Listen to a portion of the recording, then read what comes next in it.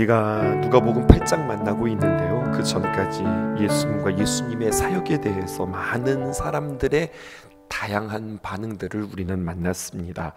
예수님을 만나고 그분의 말씀을 믿고, 그리고 믿을 뿐만 아니라 그 믿음을 그들의 삶으로 반응하는 사람들이 있었던가 하면, 반대로 대적하고 비판하는 사람들도 있었습니다. 대적하고 비판하지는 않지만, 적극적으로 그렇게 주님을 반대하지는 않았지만, 의심하고 때로는 멀찌감치 떨어져서 팔짱 끼고 구경하는 사람들도 있었다는 이야기예요. 그리고 오늘 우리가 만나는 이 씨 뿌리는 비유, 마음밭의 비유는 이와 같이 하나님의 나라의 복음에 대한 이러한 다양한 마음밭이 있다, 오늘 성경은 우리에게 이야기해주고 있습니다. 특별히 1절에서 3절 먼저 볼게요. 여인들의 섬김의 이야기가 등장합니다. 1절 함께 읽읍시다. 시작. 그 후에 예수께서 각 성과 마을에 두루 다니시며 하나님의 나라를 선포하시며 그 복음을 전하실세 12 제자가 함께 하였고. 여러분, 그 마음밭의 비유가 등장하기 전에 오늘 성경에 보니까 씨 뿌리는 비유에 앞서서 여인들이 등장해요. 여인들이 등장하면서 이 순서는 비유를 이해하는데 그냥 아무런 관계가 없는 것이 아니라 아주 밀접한 관계가 있다, 이것을 우리에게 이야기해주고 있는 겁니다. 앞에서 어떤 이야기들이 쭉 진행되었냐면, 예수님께 죄사함을 받고 그리고 구원받았던 여인들, 근데 그들이 그렇게 주님 앞에 감사하면서 그 예수님을 어떻게 섬겼는지를 이야기해주고 있습니다. 그리고 이 단락에서는 또 다른 여인들을 만나게 되어지는데, 우선 예수님의 복음 전파가 있었다, 이러한 대목이 있어요. 1절 보실게요. 그 후에 예수께서 각 성과 마을에 두루 다니면서 어떻게 하셨습니까? 하나님의 나라를 선포하고 그 복음을 전파하시는데, 그런데 여러분 밑줄 쳐보실까요? 그때 누구도 있었다는 거예요? 12 제자들이 있었다는 거예요. 그런데 놀라운 것은 그렇게 주님의 귀한 복음 전파에 12 제자들이 함께 있었는데, 근데 성경의 초점은 그 12 제자가 아니라 예수님을 따르는 여인들에게 지금 초점을 맞춰주고 있어요. 그러면서 뭔가를 지금 대조하고 있는 겁니다. 이 여인들은 예수님으로부터 악한 영과 또 질병으로부터 치유함을 받았던 사람들이에요. 무슨 말이냐면, 그 예수님의 은혜를 구체적으로, 인격적으로 그들의 삶으로 매우 크게 경험했던 사람들이에요. 그러니까 맛보아 알았던 사람들이에요. 이게 누구라고요? 지금 예수님을 따르는 제자들의, 예수님을 따르는 여인들의 이야기라고요. 한편 예수님과 함께 복음을 전하고 예수님과 동행하는 12명의 제자들은 아직 그렇게 그 하나님의 말씀을 맛보아 알고 경험하고 체험하는 일들이 아직 그들에게 없었다. 이것을 우리에게 대조하며 그렇게 맛본 자들의 삶이 무엇인가 우리에게 이야기해주고 있습니다. 맛보한 자들이요, 어떻게 되었느냐? 구체적으로 큰 헌신으로 나타나는 것들이 성경에 기록되어 있어요. 2절 보실게요. 또한 악귀를 쫓아내심과 병고침을 받은 어떤 여자들, 곧 7 귀신이 나간 자, 그 여인의 이름을 막달라인이라고 하는 마리아와, 우리는 막달라 마리아라고 그렇게 이야기하죠. 그리고 3절 한번 읽어보실까요? 시작. 헤롯의 청지기 구사의 아내 요한나와 수산나와 다른 여러 여자가 함께하여 자기들의 소유로 그들을 섬기더라. 성경은 우리에게 막달라 마리아를 소개하면서 이 여자는 7 귀신에 사로잡혔다가 예수님의 치유하심으로 말미암아 자유함을 얻었던 여인이다. 또 요한나라고 하는 여인이 등장하는데, 그의 남편은 헤롯의 청지기로 구사라고 하는 사람이었어요. 헤롯의 청지기다라고 하는 이야기는 쉽게 말해서 헤롯의 비서실장과 같은 그러한 사람이라 할 수 있겠습니다. 헤롯이 말이에요, 자신의 비서의 아내가 예수님을 따르고 예수님을 섬긴다고 하는 내용을 알면 어우 잘한다 라고 박수를 쳐줄까요? 아니면 뭐 하는 짓이야? 이렇게 이야기를 할까요? 헤롯은 결코 예수님에 대하여서, 또 세례 요한도 마찬가지였지만 호의적인 사람이 아니었습니다. 그런데요, 여러분, 그런 입장이고 그러한 관계임에도 불구하고 알게 되어지면 목숨이 위태로울 수 있는 상황, 아니면 자신의 자리가 당장 떨어지는 그러한 상황에도 불구하고 이것을 감수하고 여인 요한나는 예수님을 따르고 예수님을 헌신하는 자가 되었다. 성경을 이것을 우리에게 이야기해주고 있는 거예요.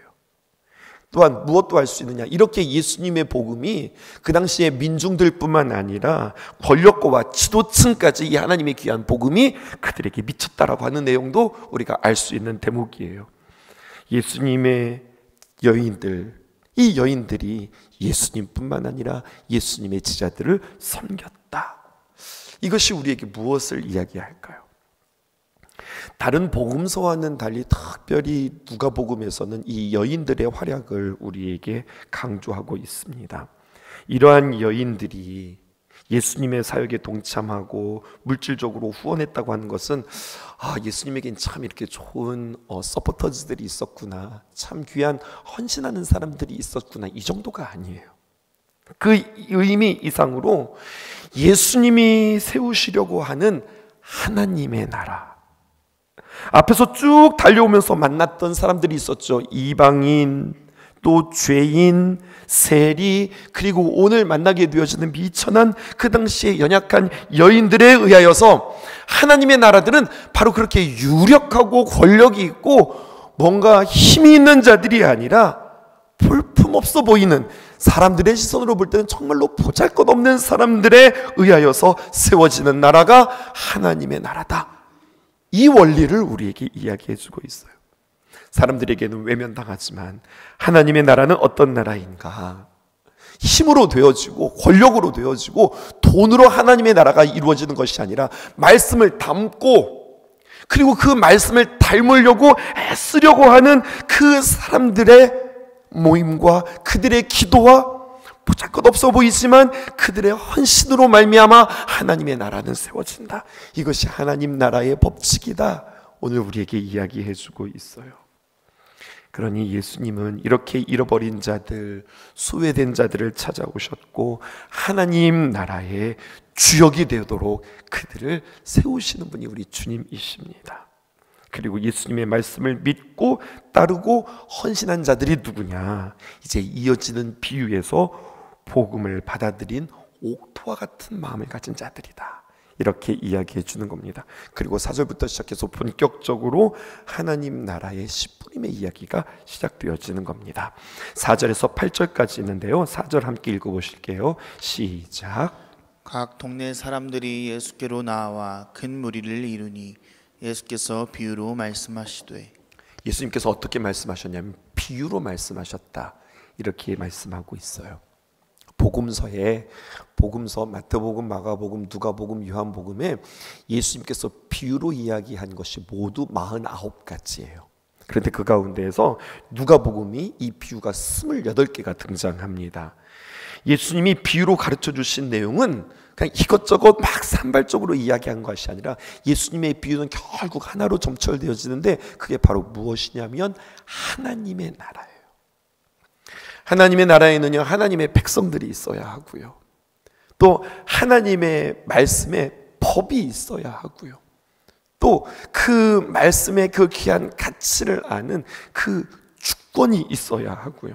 여러분, 이런 것들이 하나님의 나라를 이루는 요소들이라 할 수 있는데 그들로 하여금 하나님의 나라의 법대로 살아가라고, 세상의 법이 아니라 하나님의 법을 가르쳐주고 그 법대로 살아가는 것, 그 사람이 복된 사람이고 그렇게 살아가는 것이 하나님의 나라를 이루는 것이다 라고 우리에게 말씀하시면서 우리에게 초청하시는 겁니다.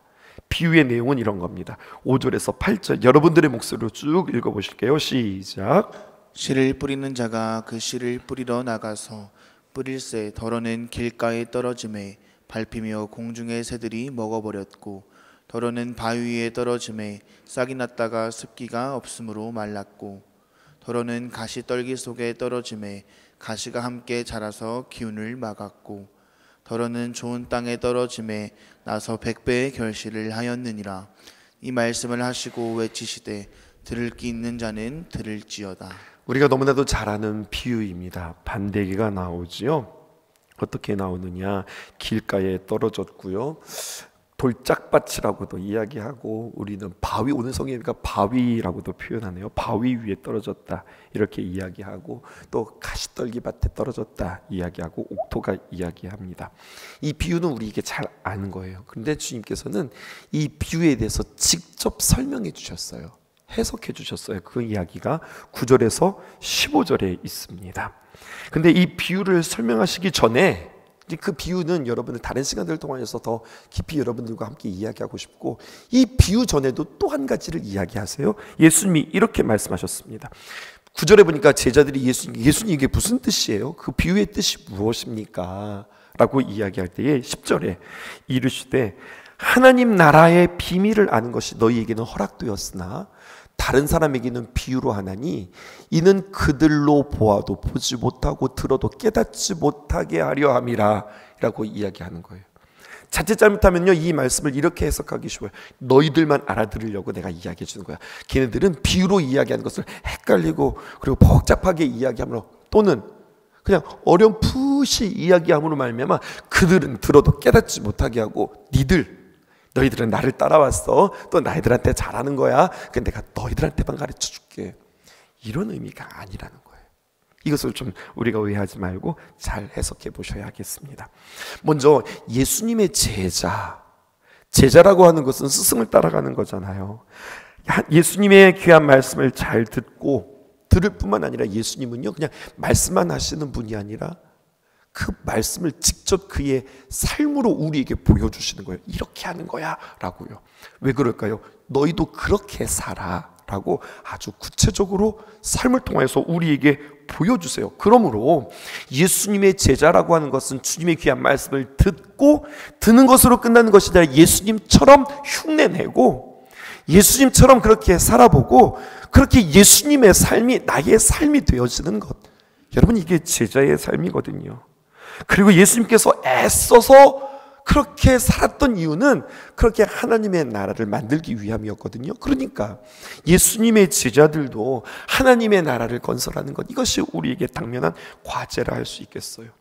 그러므로 우리는 먼저 예수님이 그렇게 애쓰셨던 하나님의 나라에 대하여서 우리도 관심을 가질 필요가 있고, 그리고 그렇게 그 하나님의 나라에 대하여서 질문하고 또 고민하고 그리고 관심 갖고 살아가는 것, 이것이 제자들의 어떤 시선이고 마음이라고 우리에게 이야기하는 겁니다. 그러면서 성경은 우리에게 두 종류의 사람이 있다는 거예요. 예수님의 비유를 들을 때에, 주님의 귀한 말씀을 들을 때에 어떤 이에게는 이 비유가 하나님의 나라에 관하여서 들으면 들을수록 마치 개안수술을 받듯 환해지고 밝아지는, 그렇게 계시의 말씀이 그에게 열리는 사람이 있는가 하면, 어떤 사람에게는 이 비유가 하나님의 나라에 대해서 밝아지기는커녕 뭔지 모르겠고 어두워지고 헷갈리고 오히려 다치는 사람이 있다. 이것을 이야기하는 거예요. 무슨 차이냐라는 거예요. 무슨 차이냐. 어떤 사람에게는 비유와 계시의 말씀이 정말로 환한 광명처럼 다가오는 사람이 있고, 어떤 사람에게는 그 말씀이 수수께끼와 같은 사람이 있다. 예수님이 비유로 말씀하셨죠. 하나님의 나라를 말씀하셨죠. 그런데 이 하나님의 나라를 우리가 이해하기 위해서는 한 가지 스텝이 필요한데, 그것은 바로 십자가라고 하는 거예요. 여러분, 십자가도 마찬가지예요. 십자가가 어떤 이에게는 이 십자가가 계시되어서 하나님이 누구신지, 하나님이 무엇으로 이렇게 사랑하셨는지, 어떻게 사랑하셨는지, 왜 사랑하셨는지, 십자가에 대해서 점점점 십자가를 만나면 만날수록 그 십자가의 진리와 그 십자가의 은혜가 밝혀지는 사람이 있는가 하면, 왜냐하면 여러분 예수님의 사역에 있어서 가장 결정적이고 절정의 사역이 바로 십자가의 사건이었으니까, 십자가를 통해서 예수님을 더 알아가게 되어지고 예수님을 사랑하게 되어지는, 그래서 예수님 앞에, 그 사역 앞에, 하나님의 나라 앞에 헌신하는 사람이 있는가 하면, 성경에 아예 대놓고 이렇게 이야기하고 있어요. 십자가가 유대인에게는 꺼리끼는 것이요 이방인에게는 미련한 것이로다. 그러니까 어떤 이에게는 도무지 모르겠고 도무지 답답하고 알기는 알아도 그렇게 살고 싶지 않은 거예요. 너희가 나를 따르거든 자기를 부인하고 십자가를 지고서, 자기 십자가를 지고서 주님을 따르라고 그랬는데, 심지어는 자기 십자가가 뭔지도 모르는데 어떻게 그것을 지고 따라갈까요? 이렇게 우리에게 주님께서 이야기하고 있어요. 무엇입니까? 우리가 먼저 주님 앞에 하나님의 나라를 꿈꾸기 위해서는 그냥 하나님의 나라의 구호를 외치는 것이 아니라 그렇게 먼저 힘쓰셨던 주님의 그 십자가를 알아야 하고요. 우리는 주님 앞에 그래서 기도 제목을 삼으셔야 할 거예요. 여러분, 십자가가 무엇입니까? 라고 이야기하면 예수님께서 나를 사랑하셔서 매달려 죽으신 그 십자가의 귀한 사랑, 그냥 그 정도밖에 모르는 거예요. 근데 지금 제가 뭐라고 표현했습니까? 계시라고 그랬죠. 계시는 내가 애쓰고 알려고 몸부림칠 때에 알아지는 것이 아니라 주님께서 열어주시고 주님께서 들려주실 때에 알게 되어지는 거거든요. 그 은혜를 사모하실 수 있기를 바라요. 주님 보여주세요. 주님 알려주세요. 십자가를 위해서 이 땅에 오신 예수님이신데 그 십자가의 참뜻이 무엇인지 더 깊이 알아가는 그 은혜가 있기를 원해요. 그래서 하나님의 귀한 나라는 우리가 동원해서 애써서 힘써서 뭔가를 우리가 기부해서 만들어지는 것이 아니라 십자가를 아는 사람들이 모인 공동체가 결국 하나님의 나라를 이루는 공동체라고 성경은 우리에게 이야기하고 있어요. 우리가 잘 아는 비유, 근데요, 씨 뿌리는 자는 2번 등장합니다. 그러니까 이 씨 뿌리는 자의 비유라고 하기보다는요, 오히려 땅의 비유, 마음의 비유라고 표현한 것이 더 옳을 것 같아요. 이 이야기는 오늘 누가복음뿐만 아니라 마가복음에도 등장하고 있거든요. 근데 마가복음에도 그렇고 누가복음에도 그렇고 마가복음 4장 9절 볼까요? 또 이르되 들을 귀 있는 자는 들으라 하시니라. 또 오늘 말씀해 보니까 우리 본문입니다. 누가복음 8장 8절에도 보면은 이 말씀을 하시고 외치시되, 여러분요, 외치셨어요. 그냥 살살 말씀하신 게 아니라 주님께서 외치셨어요. 뭐라고 외치셨느냐? 들을 귀 있는 자는 들을지어다. 들을 귀 있는 자는 들을지어다 라고 이야기합니다. 마가복음 다시 넘어오면 이 듣다라는 말에 대해 들으라 라고 하는 말씀이 중요하게 언급되어지는데 9절, 15절, 16절, 18절, 20절에 보면 계속해서 듣다라고 하는 동사가 반복되어지고 23절에 들을 귀 있는 자는 들을지어다라고 이 말씀을 여기서는 마무리해요. 누가복음에서는 들을 귀 있는 자는 들을지어다라고 선포하고 시작했다면 마가복음에서는요, 쭉 말씀한 뒤에 들을 귀 있는 자는 들으라라고 주님께서 마무리하세요. 본문에 등장하는 4가지의 땅이 있죠. 길가, 그리고 돌짝밭, 우리 누가복음에서는 바위 위라고 표현했고, 그 다음에 가시밭, 그리고 옥토입니다. 이것은 무엇을 의미하는가? 이렇게 정리해야 되는 거예요. 그러니까 듣는다는 것을 우리가 강조되었다면 이 말씀은 들을 수 있는 정도를 이야기하는 겁니다. 들을 수 있는 정도, 들음에 대한 비유인 거예요. 그리고 주님은 우리가 듣는 것이 그냥 길가와 바위 위 돌짝밭이나 가시밭이 아니라 옥토와 같은 들음이 있어야 한다, 이렇게 이야기하는 거예요. 여러분, 그러면 옥토와 같은 들음이 있어야 한다고 하는 옥토와 같은 귀, 옥토와 같은 들음은 무엇일까요? 이렇게 해서는 안 된다는 겁니다. 어떻게 해서는 안 되냐? 마치 교양 강좌를 듣는 것처럼 들으면서 아 좋다, 그러네, 그렇게 내가 그냥 감정으로 느낌으로만 듣는 것, 이것은 좋은 귀가 아니라는 거예요. 듣는다라고 할 때는요, 무엇이 필요하냐? 듣고 끝나는 것이 아니라 우리가 결단하는 거예요. 그래서 여러분, 우리가 예배가 끝나고 말씀이 끝난 뒤에 우리가 결단하면서 찬양하고, 그리고 결단하면서 우리가 기도하는 시간이 예배 시간에 포함되어져 있는 거예요. 그러니까 말씀은 듣는 것으로 끝나는 것이 아니라 나 이렇게 살아야 되겠다, 결단하는 것이 중요하고, 그 결단을 위해서 하나님 앞에 기도하는 겁니다. 정말로 나 그렇게 결단하면서 살아가게 해주세요. 그 결단에 대한 책임도 우리에게 동반되어지면서 듣는 귀, 이게 옥토의 귀라고 하는 거죠. 2가지를 이야기합니다. 이 씨는 말씀을 말하는데 오늘 성경은 우리에게 2가지를 이야기해요. 어떻게 말씀을 전해야 하는가, 그리고 어떻게 말씀을 들어야 하는가. 말씀을 전하는 자, 오늘 비유로 말하면 말씀을 전하는 자는 씨를 만드는 자가 아니라 씨를 뿌리는 자다. 씨를 전하는 자다. 씨는 뭐예요? 하나님의 말씀입니다. 전도자와 말씀을 전하는 자는 씨를 만드는 자가 아니라, 다시 말해서 말씀을 지어내는 자가 아니라 말씀을 전하는 자다. 여러분, 이것이 저에게 오늘 무척 도전이 되었고 감동이 되었어요. 말씀을 전하는 자, 하나님의 귀한 감동을 전하는 자, 내가 만들어내는 자가 아니라 하나님의 말씀을 전하는 자. 그러니까 여러분 들으면서, 그러니까요 목사님, 하나님 말씀 전하실 때에 말씀을 하나님 말씀대로 잘 전하시는 목사님 되기를 저희가 기도할게요. 이거는 목사만을 위한 이야기가 아니에요. 하나님을 우리가 알고 그리고 담고 우리가 전하는 우리도 우리의 입술에 하나님의 귀한 말씀 주셔서 하나님의 말씀을 잘 전하는 하나님의 스피커로 살아가도록, 하나님의 전달자요 주님의 증인으로 살아갈 수 있도록 주님 도우세요. 이것도 여러분들에게 기도 제목 되셔야 하시겠습니다. 그렇게 말씀을 전하는 자 되기를 원해요. 마지막으로 말씀을 듣는 것, 이거 더 적극적으로 우리가 들어야 되죠. 옥토와 같은 귀는 어떤 귀냐? 말씀 듣는 자는 어떻게 해야 하느냐? 말씀 듣는 자는 믿음으로 들어야 된다는 겁니다. 히브리서 11장 6절에 있는 말씀, 믿음이 없이는 하나님을 기쁘시게 못한다. 하나님께 나아가는 자는 반드시 그가 계신 것과 그가 자기를 찾는 자들에게 상 주시는 이심을 믿어야 할지니라. 말씀을 들을 때 믿음으로, 구원받을 때도 우리가 믿음으로, 말씀을 대하는 태도, 자세, 이러한 귀를 주님께서는 어떻게 옥토의 마음, 옥토의 귀, 믿음으로 듣는 자 되어야 한다고 오늘 우리에게 말씀하고 계세요. 그러니까 하나님 내게 주시는 말씀입니다 라고 믿고 우리는 들어야 하고요. 그래서 여러분들에게 공과를 나눠드리는 이유도 여러분 우리에게 주시는 한 주간의 귀한 말씀이라고 믿고 우리가 그 말씀을 통해서 이번 주 우리에게 어떤 말씀이었지? 우리가 어떻게 살았지? 그대로 꼭 한번 살아보자.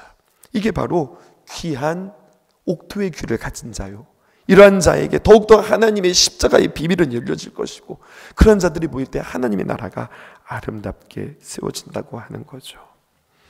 언제나 하나님의 말씀에 대해서 깊이 연구할 뿐만 아니라 우리의 마음이 정결하고 깨끗해서 하나님의 귀한 말씀을 담고 두렵고 떨리는 마음으로 전하는 주님의 귀한 말씀의 통로이기를 주님의 이름으로 축복합니다.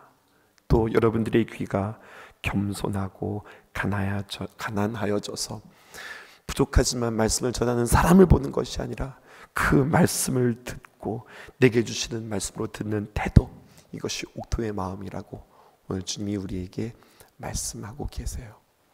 주님과 동행 40일을 통하여서 여러분 주님 앞에 질문하셨으면 좋겠어요. 우리 성선호 목사님도 어제 말씀 통하여서 우리에게 그렇게 도전해 주셨는데요. 주님 앞에 질문하고 이번 40일 통해서 주님, 내가 꼭 주님 앞에 듣고 싶은 게 있어요.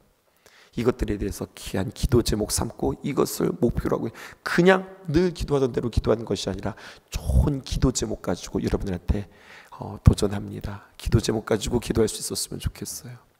더 우리는 이 40일 동안에 더 절제하고 그리고 더 우리는 마음을 주님께로 모으는 일들에 힘써야 되겠어요. 나의 일상 가운데 조금 제한을 주시면 어떠실까요? 내가 즐거웠던 일, 또 내가 편했던 것, 또 내가 참 좋았던 것, 그것들을 절제해 보시면 어떨까요? 그리고 그런 것들을 통해서 더욱더 절제하는 것으로 끝나는 것이 아니라 더 그만큼 하나님 앞에 집중해 보시면 어떨까요? 나는 뭐를 끊어볼까? 먹는 것 가운데서 무엇을 끊어볼까? 보는 것 가운데서 무엇을 끊어볼까? 나의 습관 가운데서 어떻게 고쳐볼까? 또 나의 식생활은 어떤가? 나의 여가생활은 어떤가? 여러분 하나하나 점검해 보면서 주님, 제가 주님을 사랑하는 마음이에요. 주님께 더욱더 간절한 마음이에요. 그렇게 주님 앞에 우리 자신들을 표현하면서 주님과 동행하는 40일의 여정, 슛 하면 그때부터 시작하는 것이 아니라 여러분 준비하는 게 중요한 거예요. 늘 등산의 비유를 들지요. 높은 산에 올라가기 위해서는 그만큼 올라가기 위해서 밑에서 장비를 준비한다고요. 그렇게 준비하고 올라가는 저와 여러분들 되어지기를, 그렇게 이번 2025년도 주님과 동행 40일은 참 의미 있고 귀한 시간들이기를, 나에게 내 생의 마지막과 같은 그러한 귀한 시간들이기를 주님의 이름으로 축복합니다. 이 땅 위에 오신 하나님의 본체, 십자가에 달리사 우리 죄 사셨네.